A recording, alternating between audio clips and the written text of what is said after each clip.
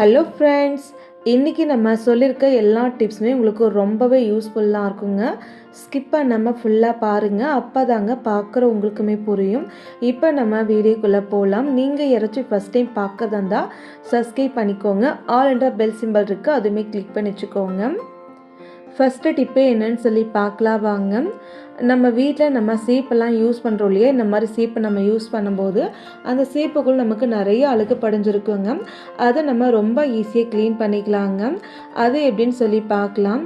நான் இன்றைக்கி மொத்தமாக ஒரு 4 சீப்பு போல் எடுத்திருக்கேன். இந்த சீப்பை நம்ம சைடில் வச்சுக்கலாங்க. அதுக்கப்புறம் நம்ம ஒரு பிளேட் எடுத்துக்கலாங்க. பிளேட் நம்ம எடுத்ததுக்கப்புறம் நம்ம எடுத்து வச்ச சீப்பு எல்லாமே நம்ம பிளேட்டுக்குள்ளே வச்சுக்கலாங்க. அதுக்கப்புறம் நீங்கள் பார்த்தீங்கன்னா சீப்பு உள்ளுக்குள் நம்ம லைட்டாக சுடு பண்ண தண்ணி எடுத்துக்கலாங்க. லைட்டாக சுடு பண்ண தண்ணி எடுத்து நீங்கள் இந்த தட்டு ஃபுல்லாகவும் நம்ம ஊற்றிக்கலாங்க.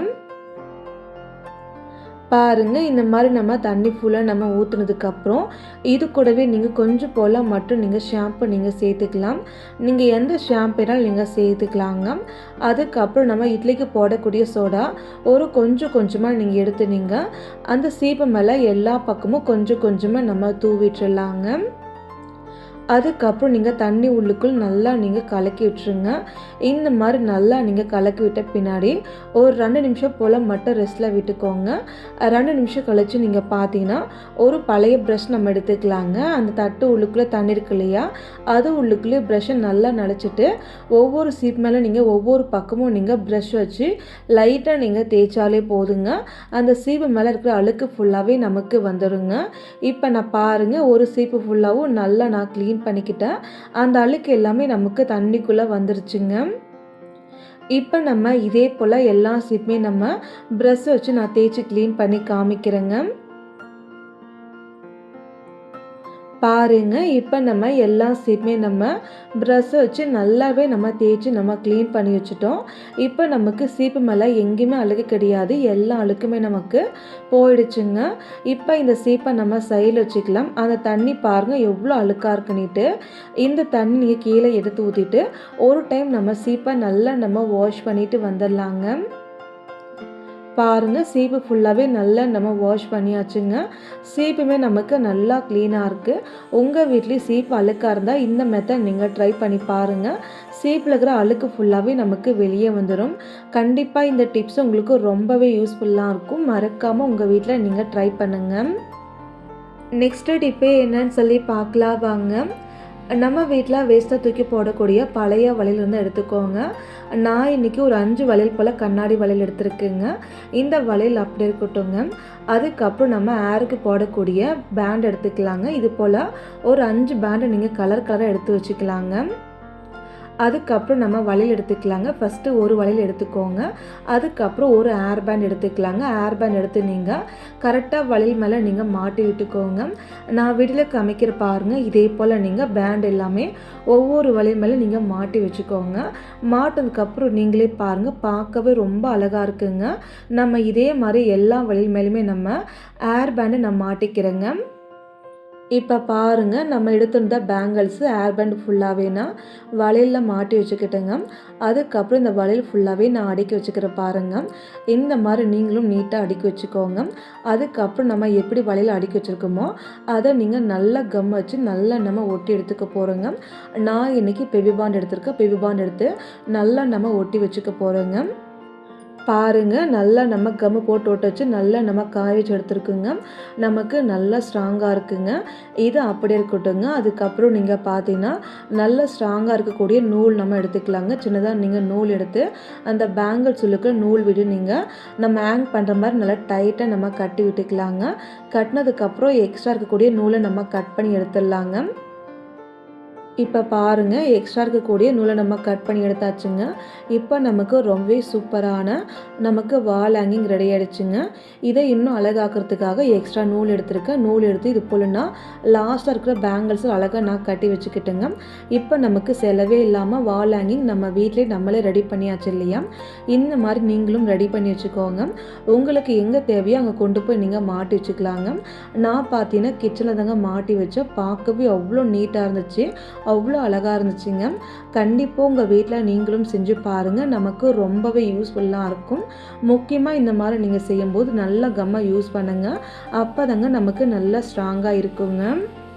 அடுத்த டிப்ஸு என்னன்னு சொல்லி பார்க்கலாம் வாங்க.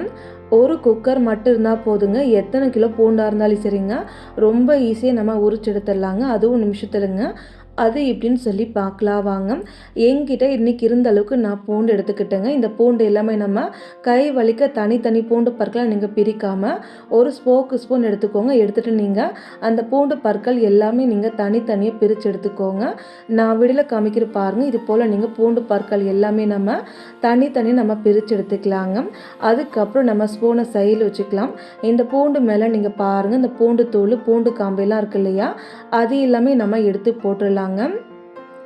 இப்போ நம்ம பூண்டு பற்கள் எடுத்துக்கலாங்க. இப்போ இந்த மாதிரி நீங்கள் எவ்வளோ பூண்டு உங்களுக்கு உரிக்கணும்னு தோணுதோ அந்தளவுக்கு பூண்டு பற்கள் ஃபுல்லாகவே இது போல் நீங்கள் பிரித்து எடுத்து வச்சுக்கோங்க. இப்போ நம்ம இந்த பூண்டு பற்கள் இருக்குல்ல, இந்த பூண்டு பற்களை நீங்கள் ஒரு கப்பு எடுத்துக்கலாங்க. நீங்கள் எவ்வளோ பூண்டு வச்சுருக்கீங்களோ அதுக்கு ஏற்ற மாதிரி நீங்கள் பெரிய கப்போ இல்லை சின்ன கப்போ எடுத்துக்கலாங்க. நான் இன்றைக்கி பாருங்கள் இது போல் சின்ன கப்பு எடுத்திருக்கேன்.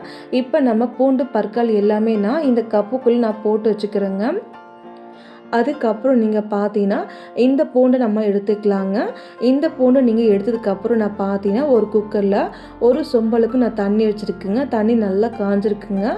இது போல் தண்ணி நமக்கு நல்லா காஞ்சதுக்கப்புறம் நீங்கள் பார்த்தீங்கன்னா நம்ம கப்பில் பூண்டு நம்ம போட்டோம் இல்லையா, அந்த கப்பில் இருக்கிற பூண்டை நீங்கள் இந்த குக்கர் உள்ளுக்குள்ளே கப்போடு நீங்கள் வச்சு விட்டுருங்க. அதுக்கப்புறம் நம்ம எப்போதும் போல் நீங்கள் பார்த்தீங்கன்னா கேஸ் ஸ்டவ் ஹை ஸ்பீடில் வச்சு எப்போதும் போல் நம்ம குக்கர் மூடி போட்டு க்ளோஸ் பண்ணிக்கலாங்க. குக்கர் மூடி நீங்கள் போட்டு க்ளோஸ் பண்ணதுக்கப்புறம் நீங்கள் பார்த்தீங்கன்னா கரெக்டாக ஒரே ஒரு நிமிஷம் போல் மட்டும்தாங்க நீங்கள் கேஸில் வச்சுருக்கணும். ஒரு நிமிஷம் கழித்து நீங்கள் கேஸ் ஸ்டவ் ஆஃப் பண்ணிக்கோங்க. கேஸ் ஸ்டவ் ஆஃப் பண்ணதுக்கப்புறம் ஒரு 5 நிமிஷம் போல் அப்படியே விட்டுக்கோங்க. 5 நிமிஷம் கழித்து நீங்கள் எப்போதும் போல் நீங்கள் குக்கர் மூடி நம்ம ஓப்பன் பண்ணிக்கலாம். இப்போ நான் பாருங்கள் குக்கர் மூடி நான் ஓப்பன் பண்ணியாச்சுங்க. இப்போ அந்த கப்பு நமக்கு நல்லா சூடாக இருக்கும் இல்லையா, அதனால் நீங்கள் ஒரு துணி வச்சு நம்ம கப்பை தனியாக வெளியே எடுத்துடலாங்க. நீங்களே பாருங்கள் இந்த பூண்டு பற்கள் நமக்கு வேகலைங்க. நம்ம சூடு மட்டும் தாங்க பண்ணி எடுத்துருக்கோம். இப்போ நம்ம கப்பை நம்ம கீழே வச்சாச்சுங்க. இப்போ நீங்கள் கப்பை கீழே வச்சதுக்கப்புறம் அதுக்கப்புறம் நீங்கள் பூண்டு உரிச்சிக்கலாங்க. இந்த மாதிரி நீங்கள் பண்ணி பாருங்கள். பூண்டு உரிக்க அவ்வளோ ஈஸியாக இருக்கும்.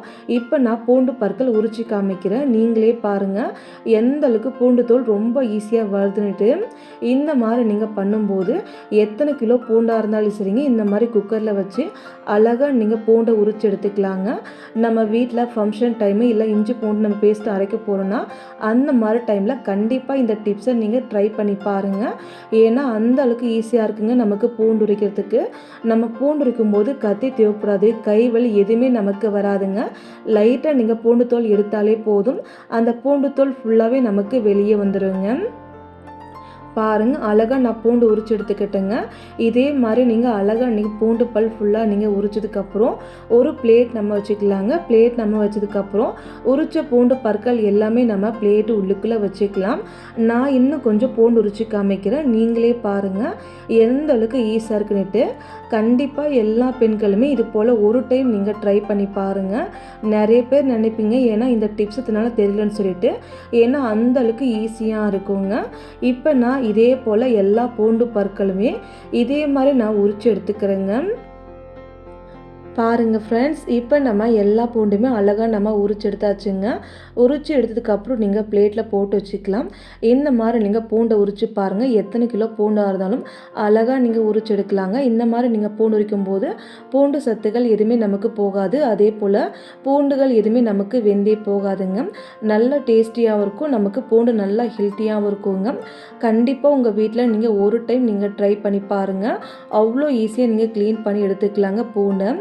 ஓகே ஃப்ரெண்ட்ஸ், இந்த டிப்பு இந்த வீடியோ உங்களுக்கு ஏதாச்சும் ஒன்று யூஸ்ஃபுல்லாக இருக்குது நீங்கள் நினச்சிங்கன்னா மறக்காமல் வீடியோக்கு லைக் பண்ணுங்கள், கமெண்ட் பண்ணுங்கள், மறக்காமல் சப்ஸ்கிரைப் பண்ணிவிட்டு ஆல் என்ற பெல் சிம்பல் இருக்குது அதுவுமே கிளிக் பண்ணி வச்சுக்கோங்க.